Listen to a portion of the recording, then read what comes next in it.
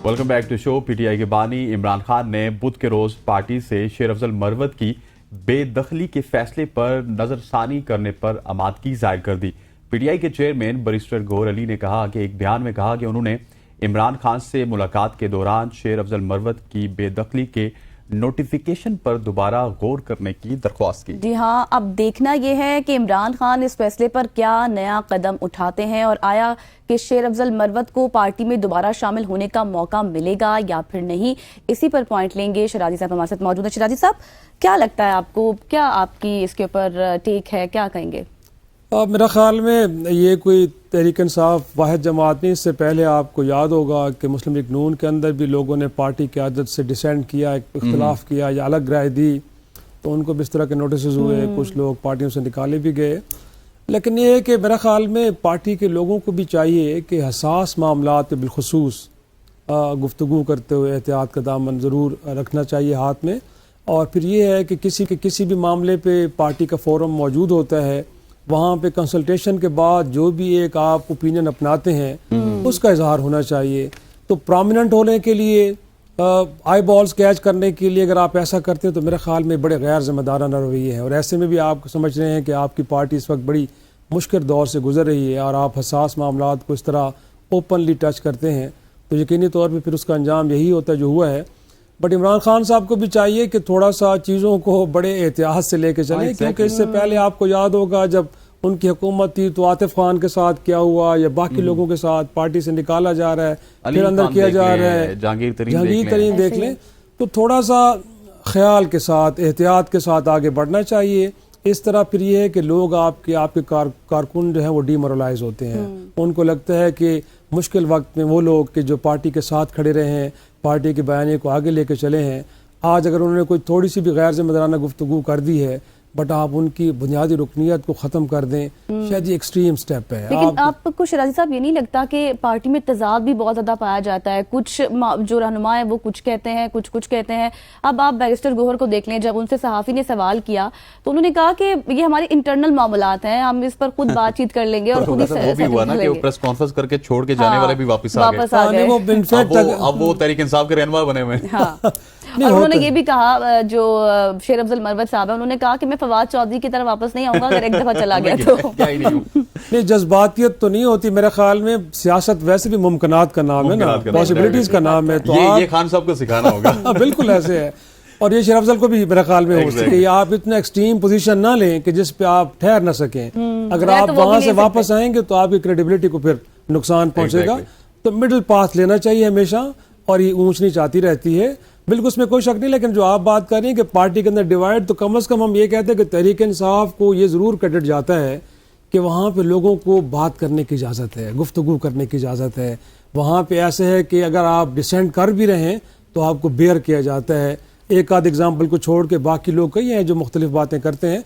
तो ये एक अच्छा कल्चर भी है। हम तो समझते हैं कि इस मुल्क के अंदर सबसे बड़ी डिबेट होती यही है कि एक पार्टी का सरबराह या तो वो खुद है या उसके ख़ानदान से कोई शख्स है, कोई तीसरा नहीं हो सकता।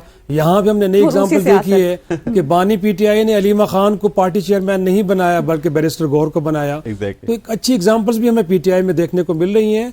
लेकिन मेरे ख्याल में अगर वो रिस्पॉन्सिबिलिटी के साथ होंगी तो फिर वो एकदम डिवाइड के ऊपर तो ये भी इल्जाम था ना कि ये पार्टी की जो मीटिंग्स होती हैं उनके हसास मामलात आके अपने लोगों में और जी बिल्कुल। ये मेरा ख्याल में अगर आप कोर कमेटी का हिस्सा हैं, आप मरकजी मजलिस आमला का हिस्सा हैं, तो ये आपकी जिम्मेदारी होती है कि बहुत सारे हसास मामलात को वहाँ डिस्कस किया जाता है जो कमरे के अंदर रहते हैं।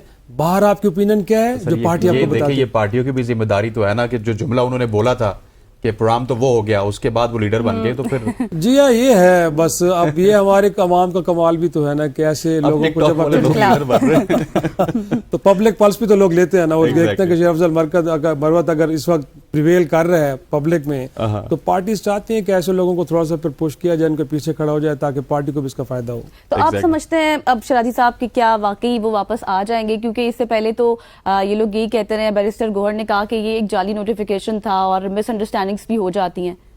मेरा ख्याल में आ जाएंगे अगर आतिफ खान जैसे लोग, बाकी लोग आए हैं तो बिल्कुल। आपको भी डिसऑन तो कोई नहीं कर रहा इनफैक्ट वो भी अपने आप को उसके साथ ओन पार्टी को कर रहे हैं एक तरह से एसोसिएट, तो उनको ये कोई नहीं कह रहा कि आप नहीं है। तो मेरा ख्याल है اور یہ اچھا بھی ہے. دیکھا جائے تو انہوں نے ایک مشکل وقت میں بہرحال پارٹی کو کہیں نہ کہیں لیڈ کیا ہے.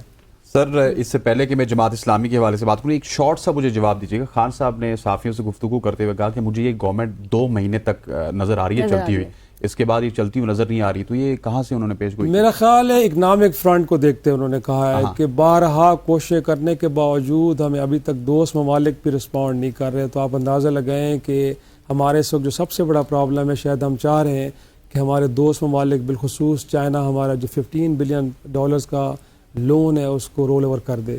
بٹ ابھی تک وہاں سے بھی اگر میسیجنگ کو پازیٹیو نہیں ہے تو میرا خیال میں عمران خان صاحب نے اکنامک فرنٹ کو مد نظر رکھتے ہوئے یہ کہا ہے کہ شاید اگر یہ 2 ماہ مزید اس طرح کنٹینیو کرتا ہے تو یقینی طور پہ پھر IMF پروگرام اور باقی چیزیں ساری مشکل میں آ سکتی ہیں.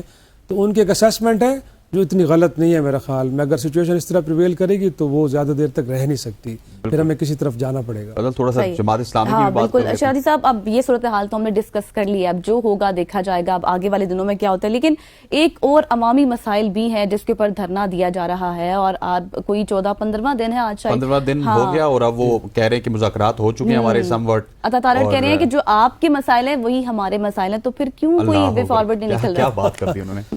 بس میرا خیال میں اس دھرنے سے جماعت اسلامی کو اتنا ضرور فائدہ ہوا ہے کہ انہوں نے میڈیا اٹینشن گریب کی ہے، اور کافی دن تک وہ ٹی وی سکرینز کے اوپر اور پرنٹ میڈیا کی زینت بنے رہے ہیں.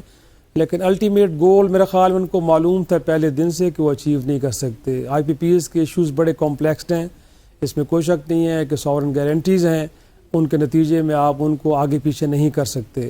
لیکن ہاں یہ ضرور ہے کہ ان میں سے بہت سارے ایسے IPPs کے مالکان ہیں کہ جو خالصتاً پاکستانی ہیں، وہ بیرون ملک سے نہیں آئے، وہ ترکی سے نہیں ہے، وہ کسی اور ملک سے نہیں ہے.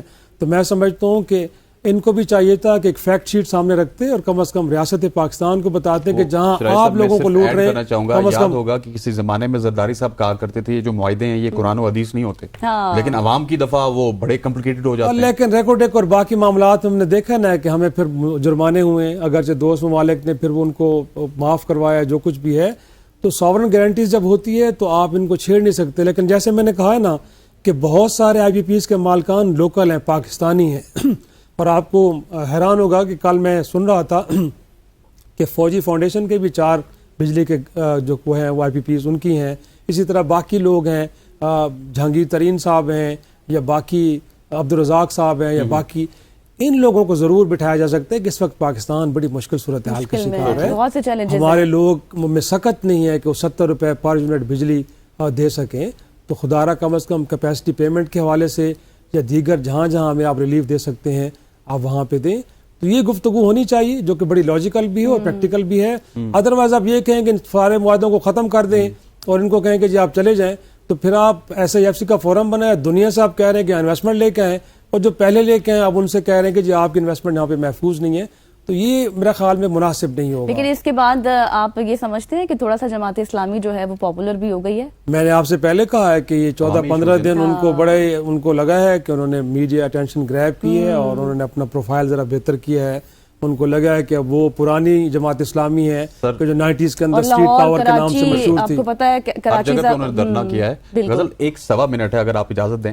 سر جی مجھے یہ بتائیے کہ بنگلہ دیش کی صورتحال آپ دیکھ لیجئے، وہاں پہ ڈاکٹر یونس کو عبوری حکومت کا سربراہ بنا دیا گیا. پڑوسی ملک میں ایک اور اسی طرح کے ابو کلام آزاد تھے جن کو صدر بنایا گیا تھا، لیکن ہمارے یہاں کوئی ایسا قابل بندہ نہیں ہے جو آئے اور ملک کو سنبھالے اس طرح کا اکانومسٹ. دنیا کے فائنانشل انسٹیٹیوشنز کے اندر پاکستانی بڑی کمال خدمات انجام دیتے رہے ہیں اور دیتے رہے ہیں اور دے رہے ہیں. میرے خیال میں اس میں کوئی شک نہیں ہے کہ ہمارے ہاں ٹیلنٹ کی، ویژن کی کوئی کمی نہیں ہے. لیکن میرے خیال میں تھوڑا سا میں ریئلسٹک اپروچ کے ساتھ کہ یہ جو ہمارا پولیٹیکل کلچر ہے کہ جس میں جو ہم اپنے لوگوں کو زیادہ نوازتے ہیں یا سمجھتے ہیں کہ ہمارے بااعتماد لوگ ہیں، انہی کے پاس وزارتیں، انہی کے پاس ڈیسیجن میکنگ ہونی چاہیے، اس کو تھوڑا سا اوائڈ کرنا پڑے گا. اور وہ لوگ کہ اب دیکھیں نا ارشد ندیم آج آپ پوری پاکستان سیلیبریٹ کر رہے ہیں نا، ایک شخص کی پرسنل ایفرٹ تھی، اس شخص نے ہمارے لیے ارشد ندیم کا ذکر کر دیا، آج ہم نے ادھر سے سٹارٹ کیا تھا. تو بالکل دیکھیں نا، تو میں سمجھتا ہوں کہ کتنا پوٹینشیل ہے، کتنا ٹیلنٹ موجود ہے. ہمارے لوگ اگر دنیا میں جا کے پرفارم کر سکتے ہیں تو یہاں بھی کر سکتے ہیں. تو یہاں پہ بھی آپ کو سینکڑوں یونس احمد ملیں گے، بٹ ان کو پہچاننے کی اور ڈیو پلیس پہ لانے کی ضرورت ہے. Exactly. Thank you very much for joining اس شرائع صاحب. خواتین و حضرات यहाँ पे वक्त हुआ चाहता है गजल ایک بریک کا، بریک کے بعد پھر حاضر ہوں گے، تو دیکھتے رہیے صبح کی سوچ.